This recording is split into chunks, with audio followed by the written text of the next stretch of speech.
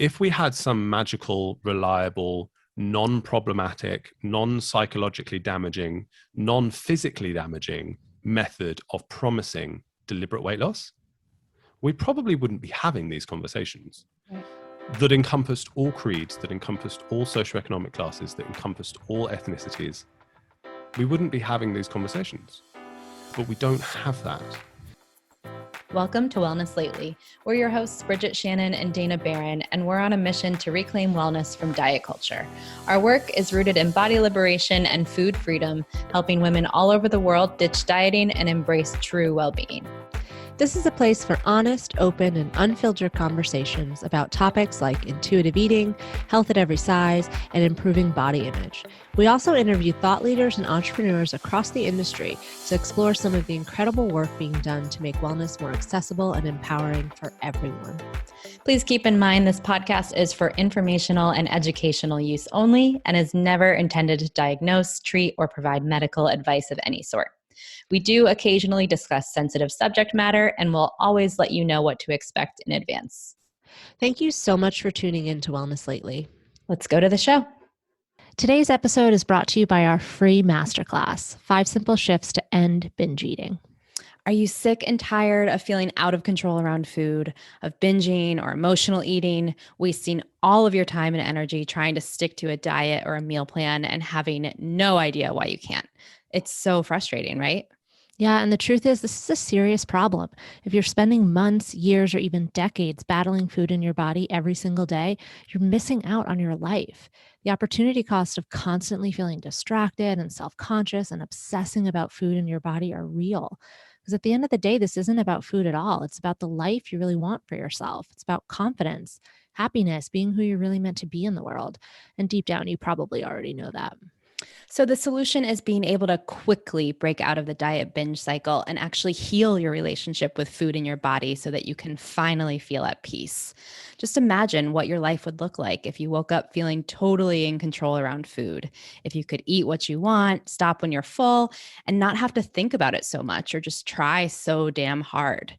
Imagine no longer living in fear of constant weight cycling over your lifetime and taking excellent care of yourself without any meal plans or willpower or white knuckling it at all. Imagine eating being easy and feeling at home in your own skin. What would that be like? We're sharing 5 simple shifts that will help you get there. We'll walk you through exactly how to get started healing your relationship with food so that you can move on with your life. Check out our free masterclass, 5 Simple Shifts to End Binge Eating at wellnesslately.com/masterclass. Yep, that's wellnesslately.com/masterclass. And by the way, it's totally free. Welcome back to the show, friends. This is episode 113, Food Isn't Medicine, with Dr. Joshua Woolrich.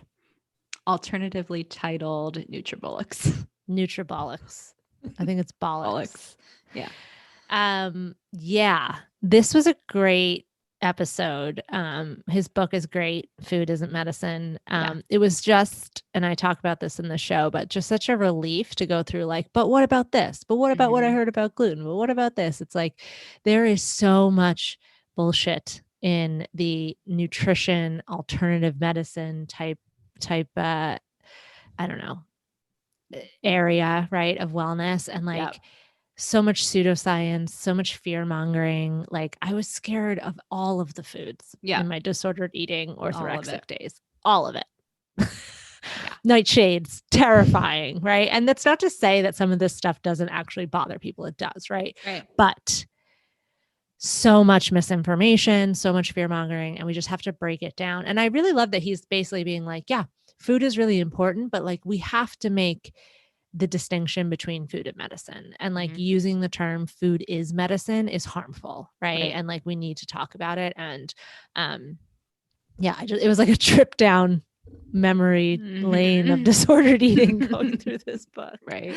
Yeah. It's also like such an important distinction is the fear mongering around food. And then like the weight stigma piece, right? Like, okay, these, not only do we have this issue of like, you know, the wellness industry, fear mongering, food and, you know, proclaiming that it's medicine, but we also have like people avoiding gluten, dairy, all the things for the intention of weight loss, right? So it's just, there's so many layers to it, but I just like, where has this book been, right? Because I could have used it in 2010. oh man, I could have used it for like a decade probably. And it's just, it's unbelievable when you really like think about just all of the messaging out. Like there's a whole industry based on this bullshit. And like, I just thought this book did an excellent job, or I should say he did an excellent job in this book of like laying out every single piece of misinformation there is and contrasting it with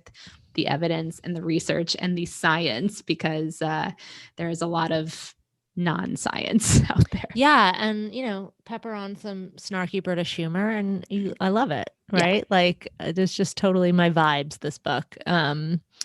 Yeah. And I think it's going to, like, I basically want to give it to a lot of our clients who come to us from that elimination diet, alternative medicine, health protocol stuff that literally is making their guts worse. Right. I think it's making it better. And so many of our clients come to us with this fear of like not eating healthy enough or not eating perfectly enough. And, they say it's for their health, but it's wrapped up in this weight stigma and this weight normative approach to health. Right. So I think it's going to help to clear a lot of things up for a lot of people and put a lot of people's minds at ease. Yeah, absolutely. So go grab yourself a copy, but in the meantime, let's go to the show, shall we? Here's why we love Dr. Woolrich. Dr. Joshua Woolrich is an NHS surgical trainee and nutrition MSc student who is not only setting the record straight when it comes to people claiming food as medicine, but aggressively fighting weight stigma and encouraging his patients to have a happy, healthy relationship with their bodies and food. He follows a health at every size approach, and you can find him using social media to campaign for healthcare to become weight inclusive. His Sunday Times best-selling debut book, Food Isn't Medicine, is out now. Yep. And on this pod, we discuss his own history with food and internalized weight stigma and how it was affecting him as a doctor and how he made the shift into weight inclusive care. The turning point for him in changing his perspective, why food is medicine is an incredibly harmful phrase and why we need to stop using it. Why we as a culture love sound bites when it comes to health and nutrition so much, and how to start to work through all the reductionist bullshit out there. The problem with the authoring of nutrition books by medical doctors and the impact of this on the mainstream population and beliefs and narratives. Why nutrients, don't act like drugs, even though it would be nice maybe if they did. Why social determinants of health are so impactful, such a huge piece of the puzzle, and why they've been ignored for so long. Busting some food myths like carbs and sugar are bad for you is a huge one. Why keto is just Atkins' inbred cousin, which I love. All of this and so much more. Yeah, definitely some good humor packed in here. As always, you can find all the helpful links on our website, wellnesslately.com/podcast. And if you're interested in free coaching, support, and community to heal your relationship with food and embrace true well-being in your own life, head over to Facebook and join our private community there. Just search Wellness Lately. Yep. And if you like this episode, we'd love for you to subscribe wherever you listen to your podcasts. And please take a second to leave us a review. They're super helpful for us and they help this message reach more people. And of course, share it with any of your friends who you believe might be scared of non-organic vegetables like I used to be, and who need some help parsing apart health and weight and making peace with food. But without further ado, here's our combo with Dr. Joshua Woolrich.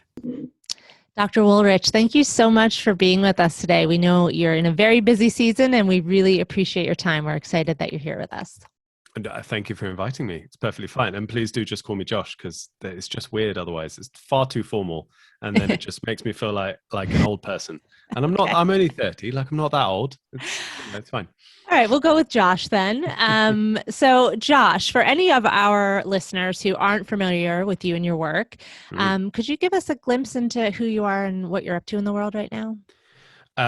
Yeah. I'll try and keep it brief because otherwise this could be an entire podcast episode by itself. I have a complicated history in the sense that I'm a medical doctor or a surgical doctor, technically, surgical trainee based.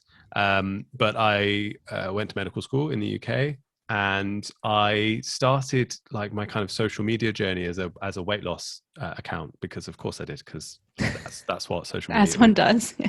Yeah, exactly. I mean, if you just pick a random social media account out of a hat, like probably 95% of the time, it's probably somebody on what they have classed themselves as being on a weight loss journey, right? It's kind of what social media is. It's such a visual platform, and we think of health and weight as being such a visual thing. And so therefore it just lends itself perfectly to pictures of food and weight loss transformations. So I decided to join the whole throng of that, because I'd spent a lot of my life growing up larger than most, and just internalizing a lot of the weight stigma I'd been exposed to, a lot of the assumptions about myself, about who I was, about my character, about my worth, all that kind of stuff I'd just taken on myself and believed without realizing. So I left medical school believing I couldn't be a good doctor because I was fat. And so I thought, this is like, I can study and I can do all this, but this is holding me back. This is stopping me being a good doctor. So I was like, well, I have to lose weight now. Not that I hadn't tried before. Like, of course, I've gone through cycles of it for years. But it was I had a new reason this time. It was because I thought that I wasn't going to have a girlfriend, even though I had a girlfriend. Obviously, none of it's logical. Or I thought I was ugly, or I thought that I wasn't, etc. It was like, well, I can't be a good doctor. It was weird. It was a very weird motivation. It wasn't true, but it was what I had believed in my head at the time. So I joined Instagram, started posting pictures of food. I gained a following, posting pictures of food. I know how to cook. That might be why. But I was lying the vast majority of the way. All the stuff I was doing that was actually causing me to lose weight, all of the disordered stuff and the behaviors that were actually causing me to not eat very much. I didn't post any of that on Instagram. I just posted pictures of nice looking healthy food that was like low in calorie, and people were like, oh, that's amazing, I want to follow you. It was all a lie. I mean, not all. I was eating that, but I was also doing other things, as I've said. So I did that, and I ended up losing some weight, and I started believing that I'd found the magical key, because that's what everybody who loses weight does. And I was fortunate enough to kind of stumble into people who were speaking about this topic in a different way. And you guys have Halo Top ice cream over there, and we had just received it in the UK, and it was like this massive deal among the whole community of people who were losing weight or weight loss promoters or calorie counters. It was like, oh, ice cream, you can eat the whole tub and it's fine, because that's how you determine morality around food. But it was exciting, and I heard somebody talk about it in a way that wasn't praising it, and I was like, sorry, what? Like, what do you mean it's not necessarily a good thing? What do you mean it might promote binge eating because you're actually encouraging people to eat the entire tub rather than respect their fullness and things like that? I was like, I don't get it. I like, what? But something about what, and this was a lovely lady called Laura Thomas, who's an intuitive eating counselor in the UK. I was like, well, what you're saying kind of makes sense, but I don't get it. So I was like, I kind of insisted that she talk to me. And she agreed for some reason. And I went and met her up in London and had a chat with her over an afternoon, and left not agreeing with her, but left going, I think there's stuff here I need to look at, because I might be causing the public harm in the way I talk about this stuff. I still thought weight loss was the goal. I still thought weight loss equals health. I still thought all of this kind of stuff. But actually, at the time, it was more, maybe I need to change how I'm talking about food. And as I started exploring all of that kind of messaging, I started exploring my assumptions around weight and health. And it's changed to a point now where I am very adamant that that health should be taught and practiced in a weight inclusive manner. And we should be challenging weight stigma, because it's overt everywhere. One of the last socially acceptable forms of discrimination left, not the last one that exists by any means, but it's one of the last ones where people seem to be okay justifying it and just being like, yeah, that's fine. I don't like fat people. What's the problem? It's their fault. You don't say that about like racism, for example, even though racism is incredibly blatant too, but it's just a different mindset. It's weird. And a lot of it is based on the stuff we believe about ourselves as we grow up. It's all the stuff we've been taught. And I should probably mention it. I recently wrote a book, which is cool. And it was around these topics, but having the opportunity to flesh them out rather than be limited to captions on Instagram and social media, where you can't really talk about these topics in the nuanced manner in which they deserve without sometimes risking misleading people. So there are certain topics that I kind of couldn't really talk about properly because I was worried or concerned that the way I talked about them would come across wrong. So I've really enjoyed the medium of having it fleshed out, and people that have read it and messaged me seem to agree with that, which is nice. So yeah, does that sum it up? I was kind of brief, maybe not. No, it does for sure. Can you guys hear the jackhammering in the background that just began outside of my window? No, you can't hear it? Okay, good. I muted myself. I was afraid that it was going to be there. But yes, that definitely gives us a good dive into, and you covered some of my questions already. But yeah, so this conversation with Laura Thomas seemed to be a turning point for you. And so how did you go from there to Justin Bieber telling you to fuck off on Instagram? Because I feel like those two pieces, right? These two connections on Instagram. What do you mean? Do you mean they don't make perfect sense already? Right. I had, despite running what was a weight loss account, I had spent, and I would spend quite a lot of time on that account, especially after stories became a thing, because I started, I feel like, and now I'm trying to sound really old, but when I was originally using Instagram, stories wasn't a thing.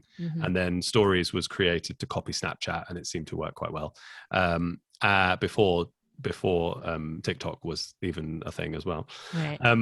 So when stories came about and I could have these kind of like brief conversations and there weren't individual posts, then I started getting people asking me about a lot of the kind of fad diet stuff.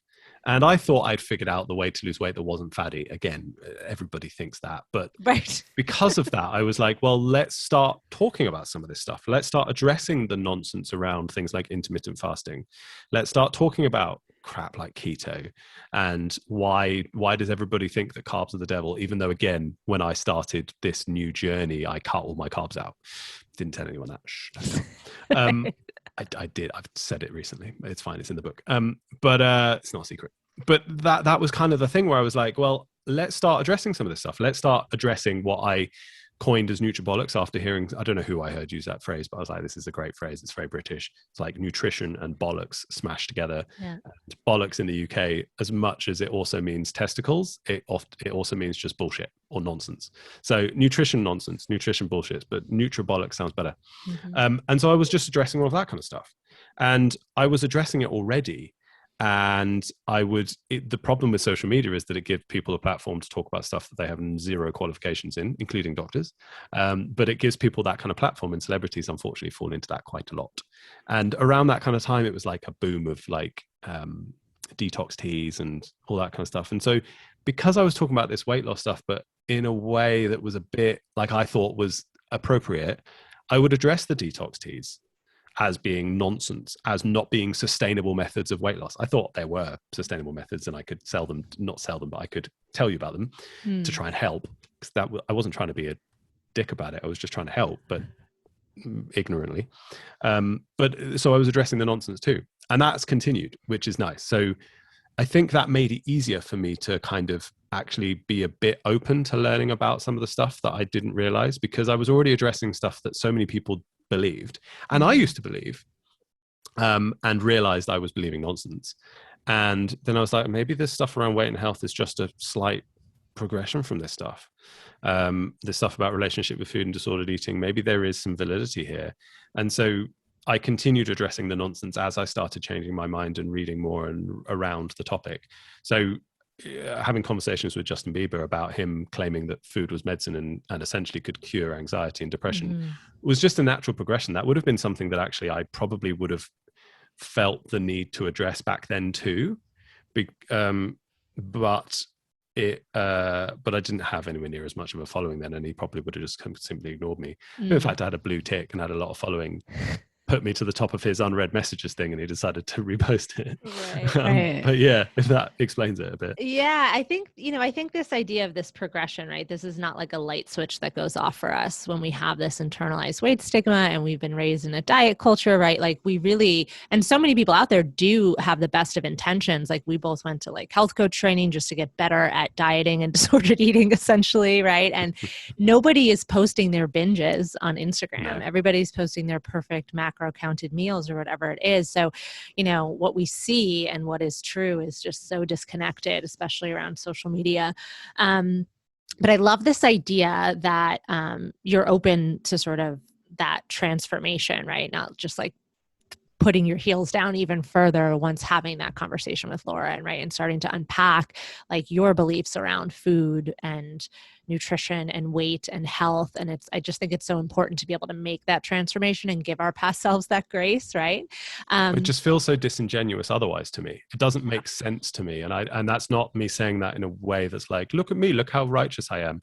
It's more just, I don't comprehend how you can come across something that actually challenges whether what you're doing is actually not harmful and just ignore it. I don't get how people can do that. Like, I understand that people can come to different conclusions. So I understand that people can investigate things and can look at stuff and then come to a different conclusion that actually, no, I'm okay with what I'm doing. It's not harmful. But there are so many people that refuse to even take that first step, who are just like, no, I'm good with what I'm doing. Yeah. And I'm good with what I believe. I don't really care about this different opinion that you're talking about. And it's just this like shutting off of no. And that didn't make sense to me as a doctor. Like, it felt like we have this, we are meant to have integrity around what we preach, the way we practice, the way that we, first do no harm. Like, that's not just a saying. It was like, well, maybe I'm doing harm to the public, and the public might be my patients. So I need to be treating them in the same way. And if the way I'm talking about food is causing harm, that's not okay, no matter whether I think it's good or not. Like, I just need to find a better way of doing it. Right. And that was a sense of that made sense in my head. I didn't really question that. It was when I started going down things thinking, oh crap, that means I've done stuff wrong. That means I'm going to have to admit that I've hurt people. I didn't like that. But yeah, at nobody the point does, in which, right? no, but at the point in which you realize that, I don't understand how you can just be blind to it. Yeah, well, like as you talk about in the book, a lot of people who are seemingly blind to it are that way because they're selling something, right? And opening up to a different plausibilities, right? It means that maybe your book shouldn't be the sort of Bible of nutrition that it has become, or you have all of these followers. Like, I remember when we actually worked at a nutrition school together in the marketing department, and someone who had been, and you talk about veganism in your book as well, but had been a vegan sort of celebrity for a long time out of Brooklyn, and she came out as not vegan anymore, and what happened to her online and her business and everything was really disturbing to watch unfold. And it was the same thing, that she was going through this transformation of really looking at her relationship with food and her motives behind being vegan and all these things, and opening up to the fact that maybe she had been wrong and she wanted to be honest about that. And like, you see why people are so afraid to do that in a situation like that, the vitriol that it can drum up online, especially. Well, I mean, I think there's a very added difficult dimension there with veganism, because it's an ism, it's a belief system, not just a diet, right? And a lot of vegans will say that. It's like, this isn't a diet. This is, I believe that it is wrong to be eating animal products because of this. And that's fine. And I do honestly respect that as a belief system and as a way of life. It's the nonsense around claiming certain things around food and the dangers of animal products that I don't agree with, because they're disingenuous and they're not true. So I think there is, I mean, I would have predicted that would have been quite horrific for her, and good on her for continuing to talk about that. And I think it's important because, unfortunately, veganism is a very easy thing to slip into when somebody has very disordered eating, or perhaps an actual eating disorder, because it's something that can be very easily justified in your head as, no, this isn't about food, this is about morals. And even though there might be an aspect to that, it blocks off your ability to have insight around just how much of an impact the eating disorder might be having on your choices. So yeah, that's a very complicated one. I mean, I think if flipping Dr. Hyman decided that he would have some morals and stop selling his supplement range, he's not going to get cancelled by his community. He would just lose some money. It's a little different with that one. Dr. Hyman, yes, we were disciples ourselves once back in our orthorexic phases. Yeah. So one of my questions for you is, there's so much to talk about when it comes to this, separating health from moral virtue, separating weight from health, right? Separating nutrition fact from, the pseudoscience. Why did you choose this specific phrase, and why this book, and why now? Like, why is this message in particular so important?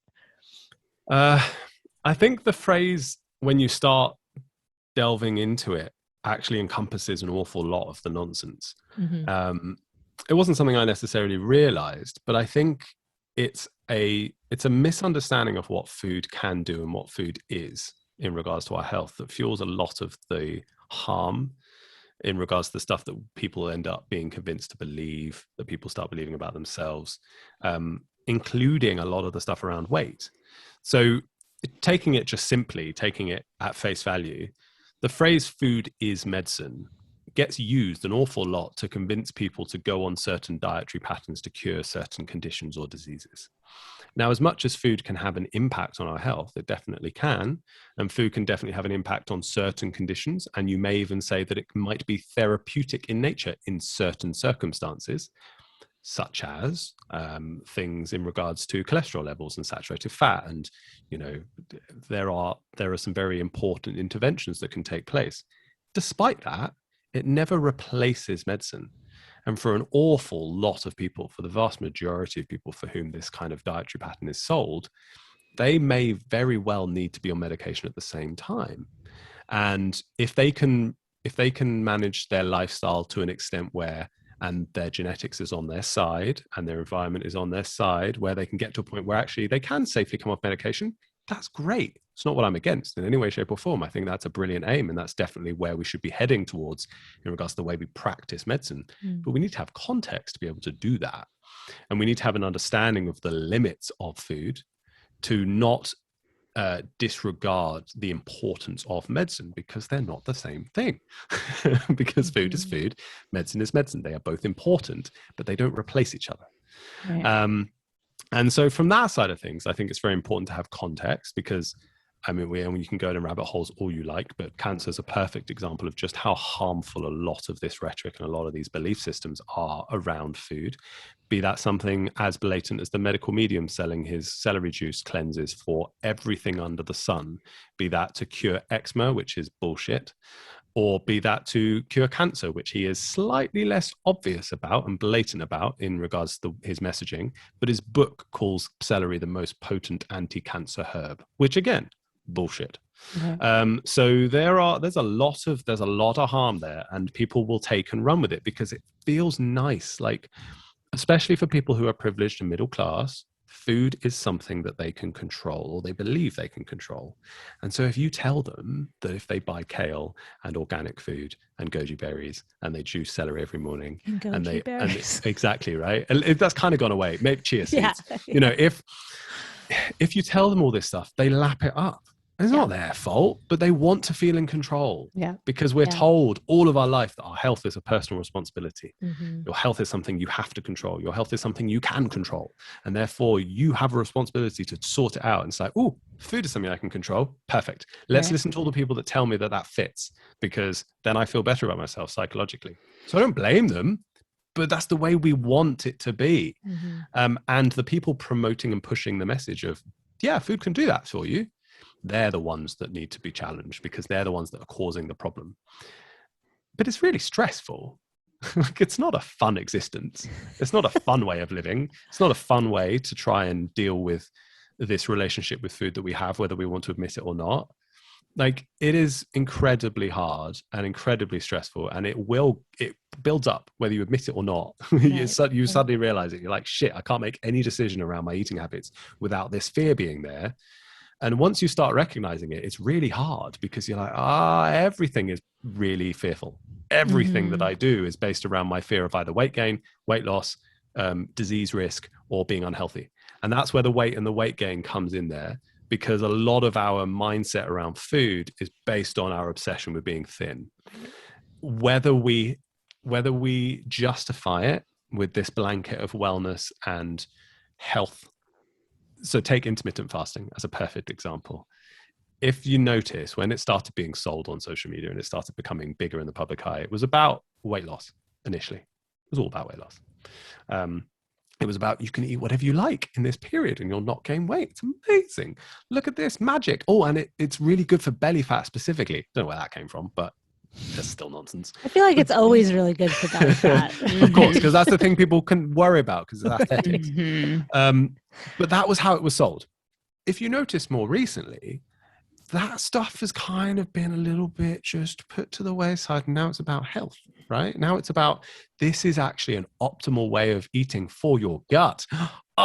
New reason. Performance, right? Like, yeah, your health, your aging, your gut microbiome, like, you know, like your digestive system, like it's all just, there's a new logic. It's the same shit.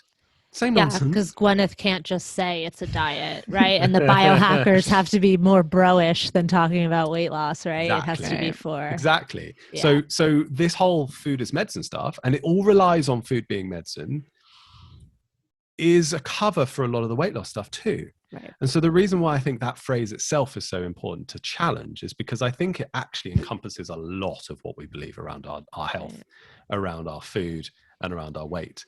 And I think I'm right. like I hope so. But it seems like it was something that developed through writing the book. Like I didn't really have a title at first. Like the title, I just thought it was going to be called Nutripolics. And then the publishers were like, you can't call it that because it won't get advertised. And I was like, well, come on. Like somebody called their book The Fuck It Diet. And like, you know. Buy and then I yourself spoke the to fucking her. lilies. Yeah. Yeah. And then I spoke to her and she was like, it was a pain in the ass to I'm promote sure our it publication. I was. was like, okay, Right. maybe they're right. So, because I was trying to figure out what other things. And as I was writing it, I was like, you know what? There's a theme here. There's a theme that is just running across this whole lot of the nutribolics and the weight, the health assumptions around our weight. And I think that theme is food is medicine. Yeah. And I think it worked. I think it was a nice, it's a good title. It's a great title. It felt like a sense of relief when I saw it because I was like, oh, finally somebody is going to challenge the Mark Hymans and the Dave Aspreys and all these people, because like honestly, like reading the book was like, oh yeah, no, I did that. Oh fuck yeah, I remember I did that. Like all of the things that caused me so much anxiety when I was like, I went from the sort of over Weight Watchers 90s, just lose weight, be as thin as possible, to the, oh, I'm not dieting anymore, I'm taking care of my health, like orthorexic phase, right? Of don't eat dairy, don't do this, don't do that. And it was just so nice to be like, I just wish I had had this book, 12 years ago, to be like, right there. And the thing I liked so much about the book is that there's so much like nuance and like conversation about these topics that these are not just straightforward sound bites. You can't explain the nuance between health and weight and say like saturated fat and cholesterol and things like that in sound bites. Like there are things that, like you said,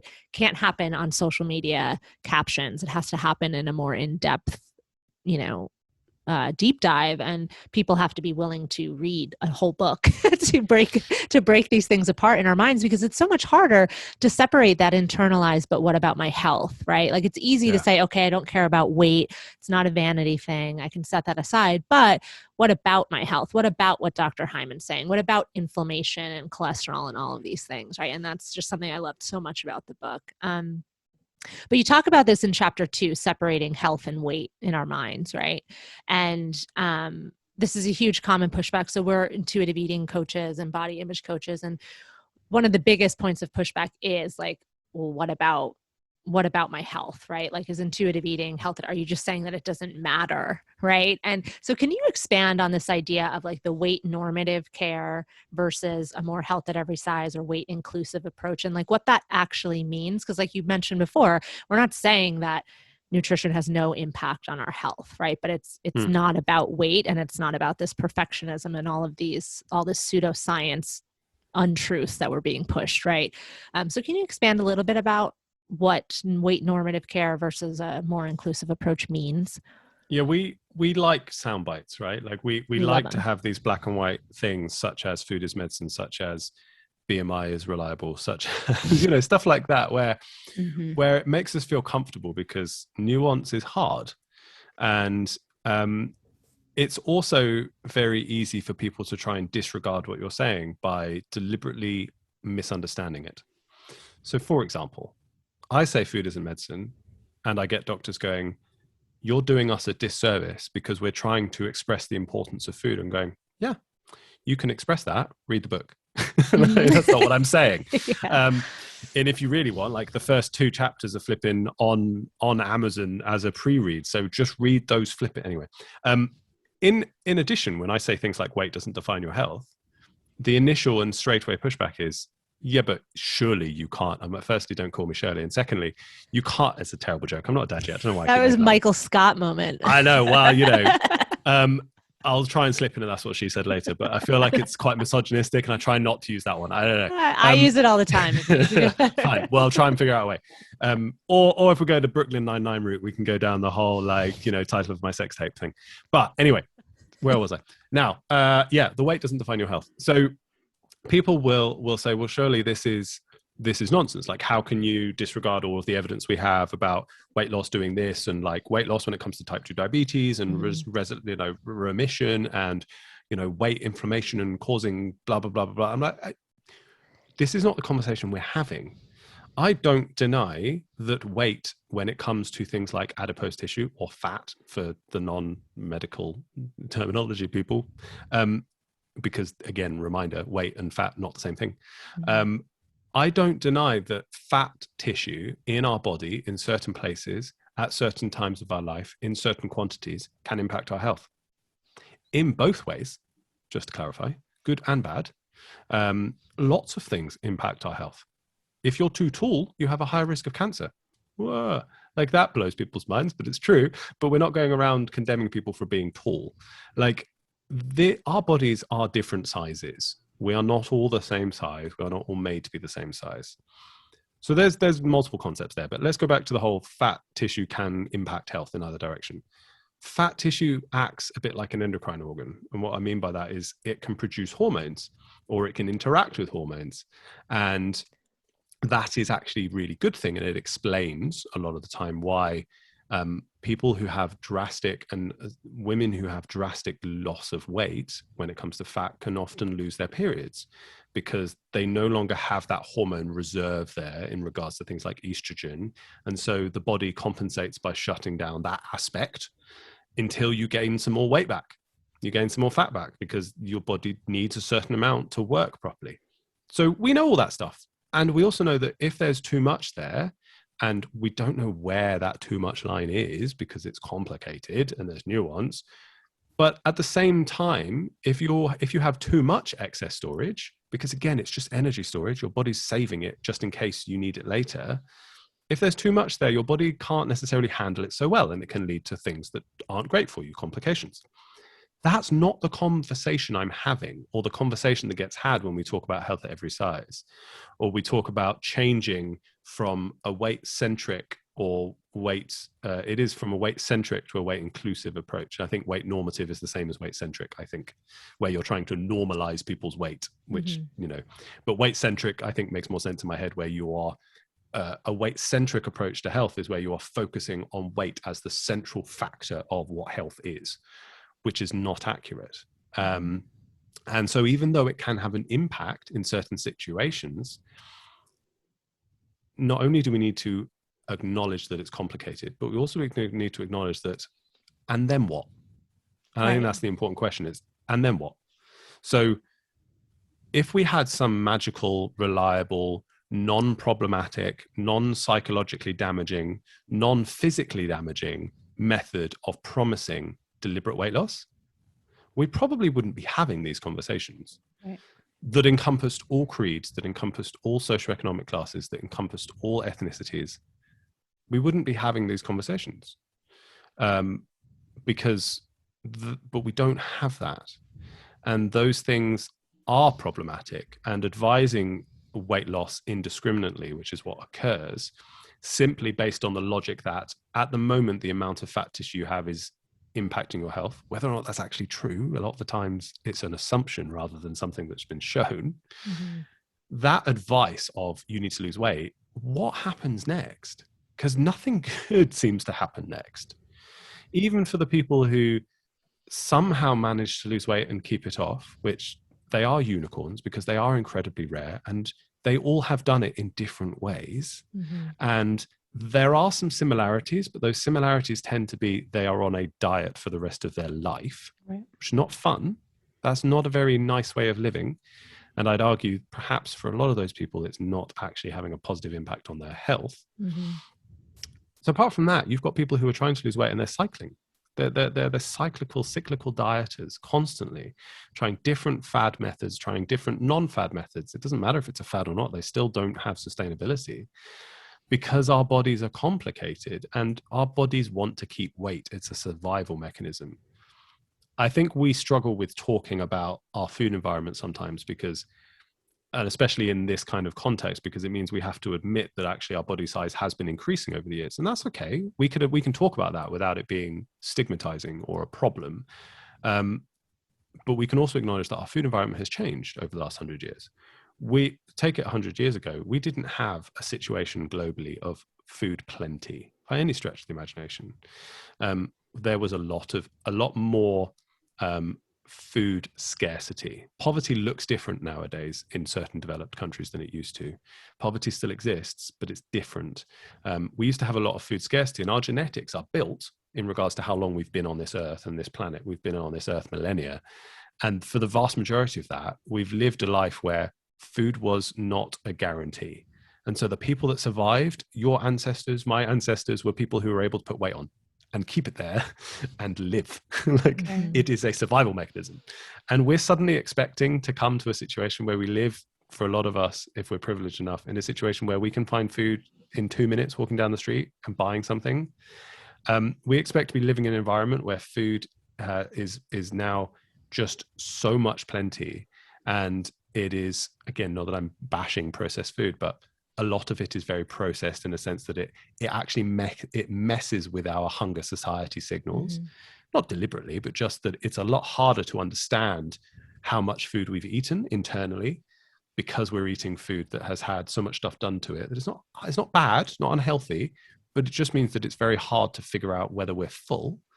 There's lots of stuff going on here. We get to that point and we expect things not to have changed, but it's our fault. Right. And you live in this environment. It's like, no. You just have to avoid all of it. Right. All of it. The moral blame game. Yeah. Because you have a personal responsibility to stay thin and healthy, although again, they're not the same. There's so much to this conversation. There is so much complexity. And I think just sometimes it just takes asking a few questions and just going, what, really? Like, is this okay? Is this right, the way that we talk about this stuff? And I think I've laid it out in that chapter like there's so much more that I could have written in that chapter too. Yeah. And it was the hardest chapter of the book to write, but which you can probably imagine. It was the last one to be finished. And it went through different iterations of looking quite different. Just because it's so hard to try and talk about this topic in a way that is accurate, doesn't condemn, doesn't still leave people feeling, oh yeah, no, I'm right, I'm still unhealthy, I need to sort it out. Yeah. Whilst giving them a bit of reassurance that it's okay to be focusing on something that is guaranteed to impact their health. And that's not weight loss. Right. That if they could find this magical method, then maybe it might, but that doesn't exist. So instead, let's focus on things that we know are health promoting behaviors, because weight loss isn't one of them, as much as we've been sold it for a long time. Let's focus on other things if we can. Right. Things like exercise, things like veg, things like sleep, things like social interaction. None of those are problematic in and of themselves. They can become them if we tie them to weight loss a lot of the time, right? Fitness trackers are only a problem if we're doing it because we feel shame, because otherwise we're going to get fat. Otherwise, they can be motivation. So it's how you use closing the rings in our houses is very triggering for us. Our partners both have them, but not triggering for them, but for us. Yeah. Right? So this stuff varies, right? Sure. Whereas, and some of these aspects are far more problematic for far more people based on what it is. So I think food is something that can be far more problematic for a lot of people, because food is constantly assigned to a weight loss goal. Whereas something like sports, depending on how you've grown up, exercise can be an achievement rather than a weight loss achievement. Yeah. And it can be a competition. So if you're just competing with yourself to close the rings, cool. use that. Right. But if you're competing with your weight to close the rings, it's an issue. Or just to annoy your wife. Just kidding. Yeah. Joel doesn't listen to our podcast, but in case he's tuned Yeah. into this one. The other thing that I think is really important that you expand on, obviously, is the impact of weight stigma. And you're really calling on doctors here, right, to consider the impact both on in terms of understanding how weight stigma impacts our health, right, and impacts everything from just general well-being, I guess, to disease. And what I thought was important to mention also, I mean, we've talked about it on the show before, but this idea of really causing some serious danger, right? If you are focusing on weight as a doctor and potentially missing something more serious and something that can really be life-threatening, right? And the other thing that was interesting to hear from your perspective is this idea of nutrition and how doctors, who are perhaps not even nutritional science doctors writing books on nutrition, right? I mean, I just think this is important to talk about because there's so many books by doctors about nutrition, right? I mean, it's a huge percentage of the books. And tell us a little bit about sort of the difference between, I guess, nutritional science, biomedical science, and what's going on with the authoring of nutrition books. So I think as doctors, we have a habit of believing we're the authority on health, full stop. And I don't know whose fault that is. I think it's probably a combination of the kind of people that get admitted to medical school, because there's a socioeconomic problem there too. I think it's probably the type of training that we get. I think it's probably the difficulty in regards to the job that we do, that it becomes a bit of a protective mechanism to build a bit of an ego around your decisions that you make, because they can be life and death and therefore hard, and you have to justify some of them. However that turns out, we have this tendency to believe that we're right.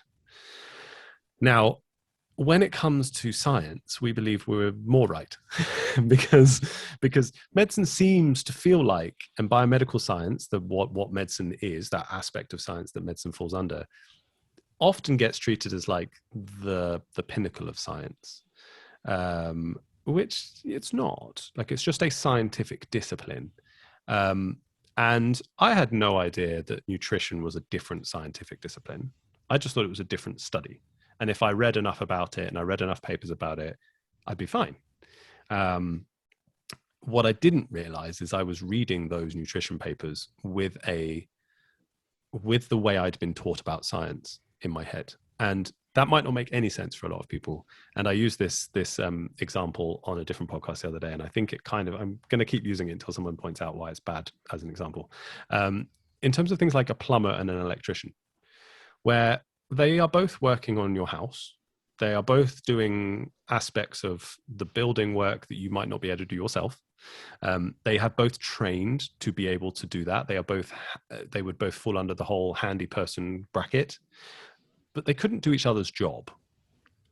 They might be able to do each other's job better than you can, but you wouldn't call an electrician sort out your plumbing. And yet we think that as doctors, we can do the nutrition stuff.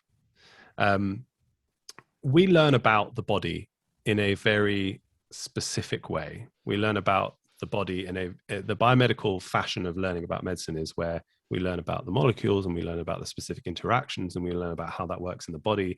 And we need to learn that because medicine requires a lot of drugs. That's not a bad thing. That's fact. Like, we use drugs quite a lot, and they cause people to live. That's great.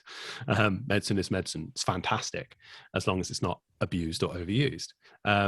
And those drugs, we need to be able to have an understanding of how those drugs work. We need to understand the pathways in our body in which those drugs interact into, to be able to understand which drugs to be choosing in regards to, if your blood pressure is getting bad, we need to know what pathways in your body control your blood pressure, and therefore which part of that pathway isn't working properly, because we've got different drugs that might focus on different parts of that pathway. And if you give the wrong blood pressure drug, it doesn't work as well. So it seems like a waste, and etc. So there's complexity. I can't do medicine in a podcast, but there's complexity there. Nutritional science doesn't work that way.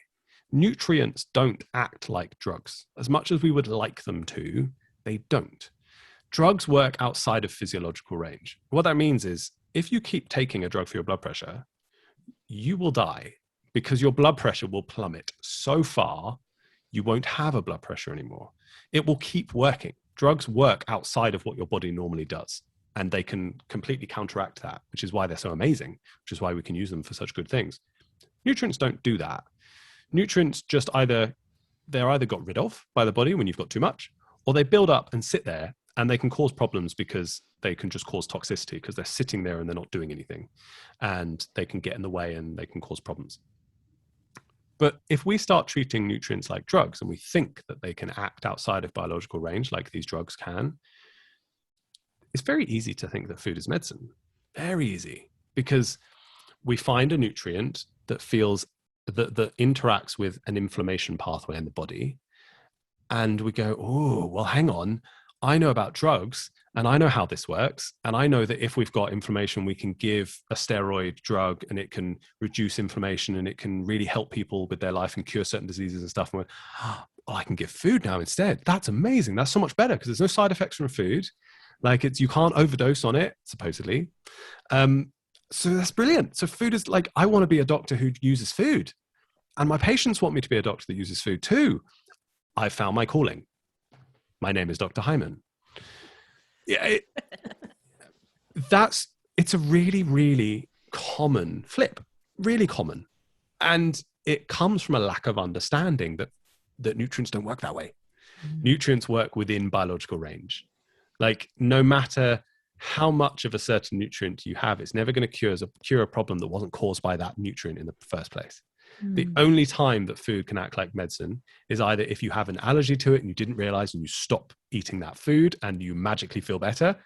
Cool. Something like celiac disease, where the gluten causes a lot of inflammation in the gut. And so when you stop eating gluten, your symptoms resolve and you feel much better.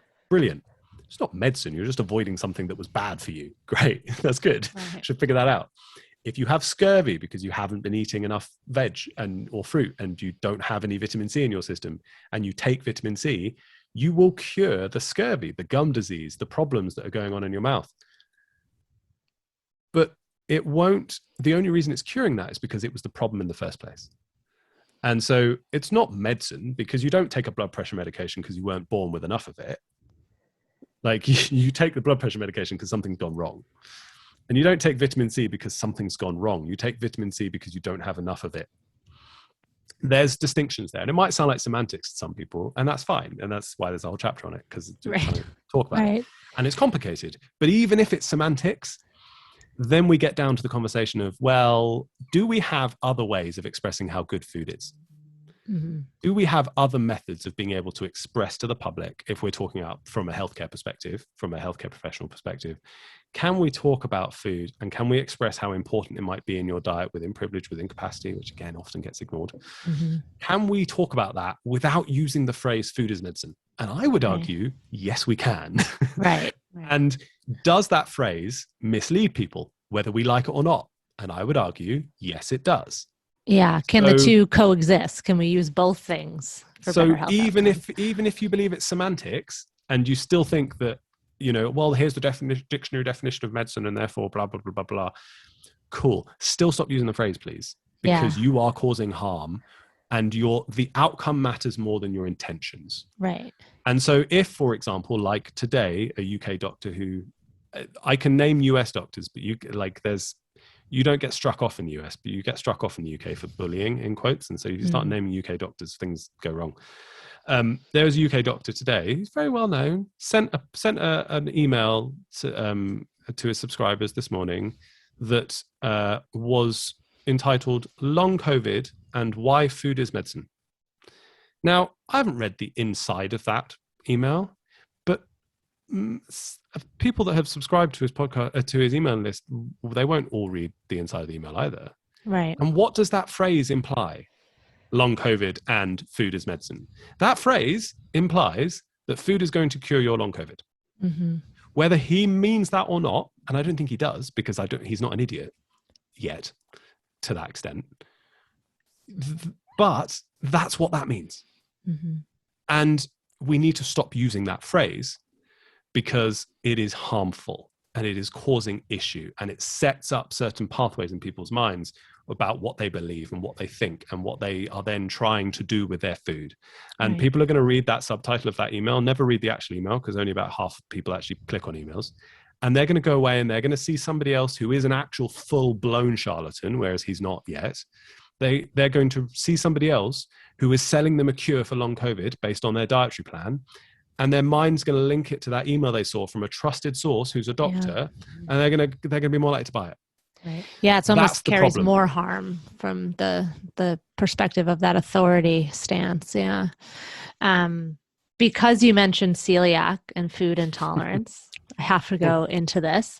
One of my favorite parts of the book is talking about the pseudoscience, the food intolerance testing, the quote unquote functional medicine people. I have spent hundreds of, maybe even thousands of dollars on non-insurance covered food intolerance tests that told me not only am I apparently allergic to shrimp, which I am not, and corn and peanuts, which I am not, I should cut these things out to heal my GI issues, my acne, my insomnia, my anxiety, which were all the result of my disordered eating. I was told to now cut out even more food, right? And this is really common, as you said, for in your book, for women, and this medical bias against women. I was obsessed with the female hysteria, and this, I actually had to Google if it was uteri or uteruses, the proper pronunciation of plural uterus. I don't know. I feel like my gut feeling is uteri. Is that right? I feel like uteri is more fun to say as well. But what is going on here? So we work predominantly or all with women around healing their relationship with food, and many of them fall into this dysfunction trying to heal these vague symptoms that medicine has been unable to offer solutions for. Why is this disproportionately affecting women? Why are women more susceptible to the harm of these, like, you know, functional medicine, food intolerance test, all of it? Like, what is going on here? Are our uteri like really choking us, right? As No, it's not. It's complicated.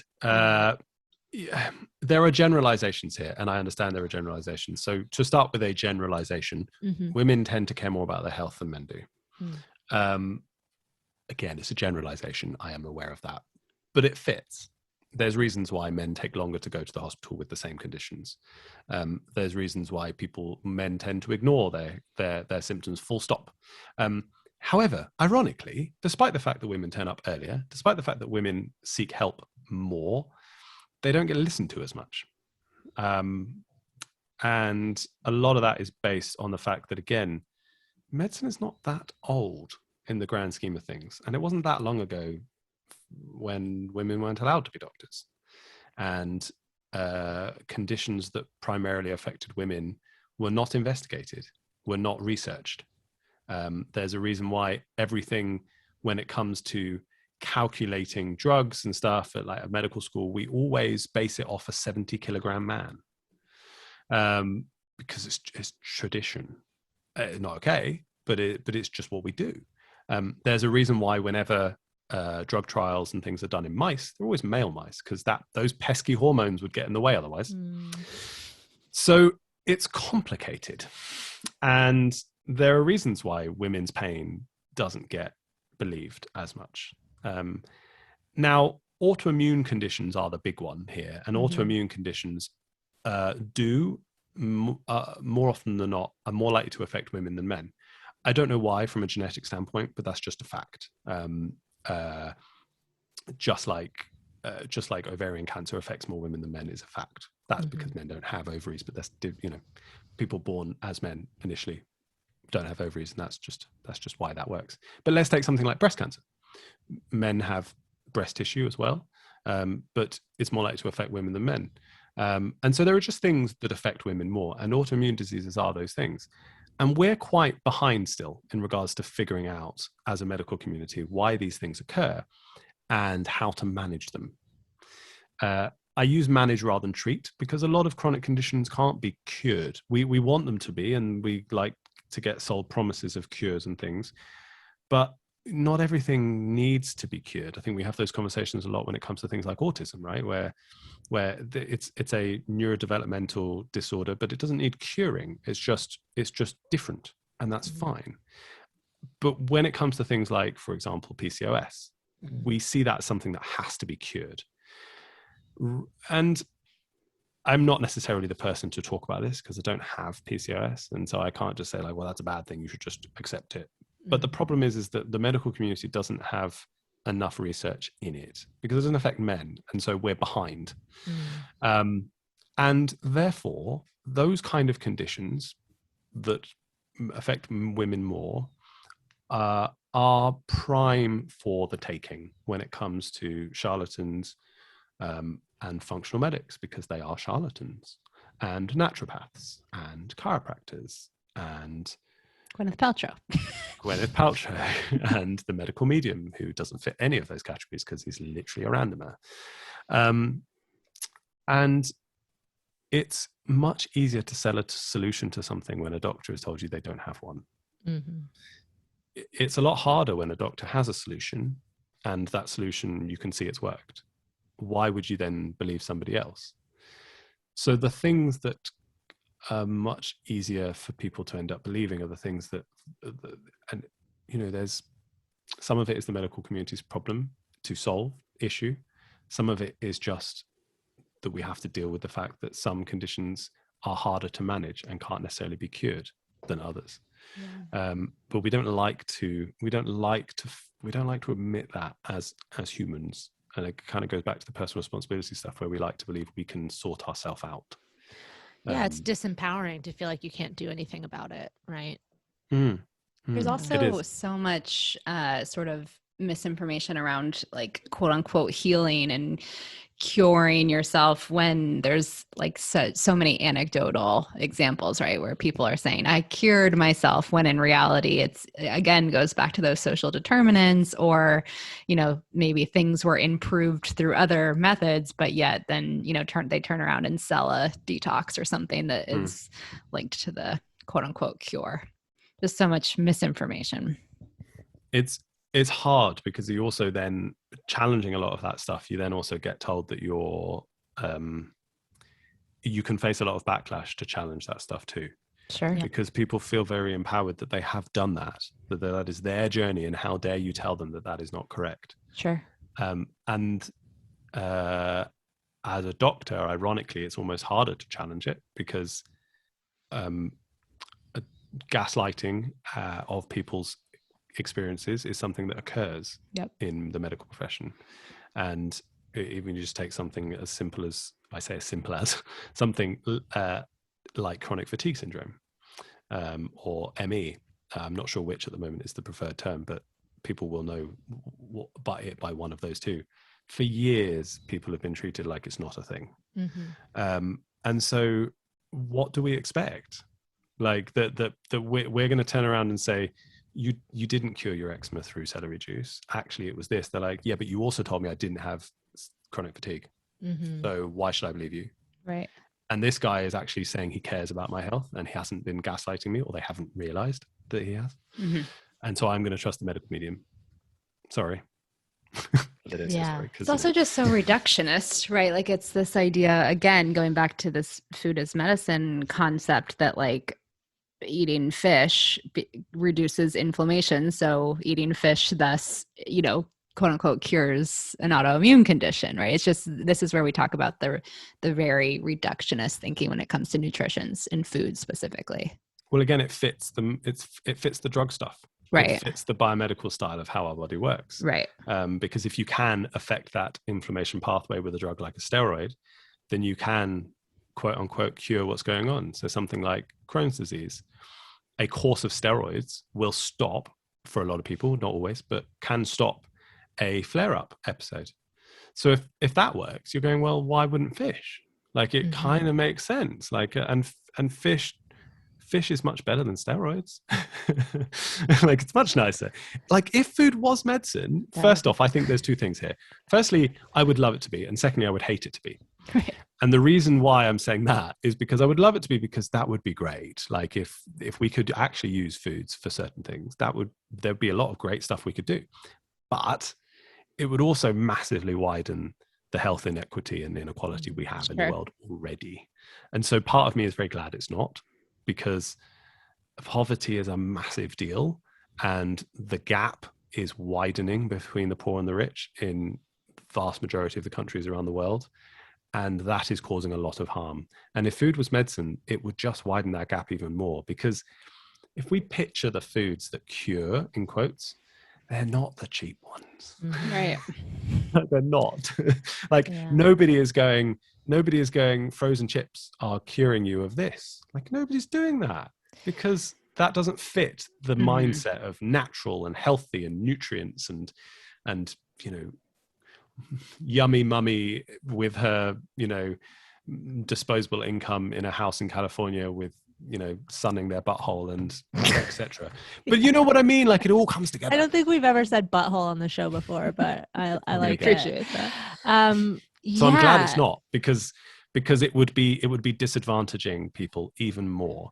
And I think it's actually very empowering to know that, yes, you can actually live a perfectly healthy life and have a wonderful diet living off frozen food. Like that's cool. Yeah. Not everyone can afford frozen food. Like there are limits to this, right? Not everybody owns a freezer.